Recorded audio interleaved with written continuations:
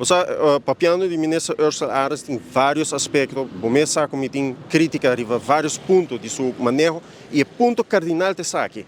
Ministro Ursula Ares não tem uma visão a largo prazo. Então, isso aí está duas coisas. Um, não pode projetar no futuro, mas tampouco não pode projetar no passado. É necessário.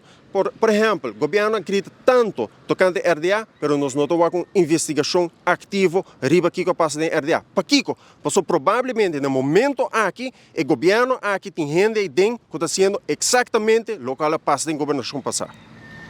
De outra palavra, mas já cortei com essa razão, de outra palavra, senhor Ursula Ahrens não está tomando a carteira aqui como integridade na sério?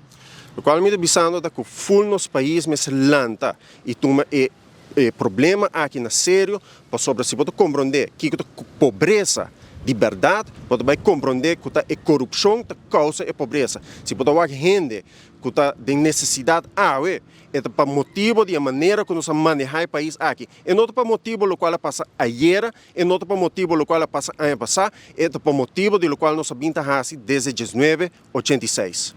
Se pode pôr a mim, efetividade e rapidez com a qual nós estamos atuando arriba, é tópico aqui, é insuficiente. Estou contente que tem certo movição, mas é completamente ineficiente.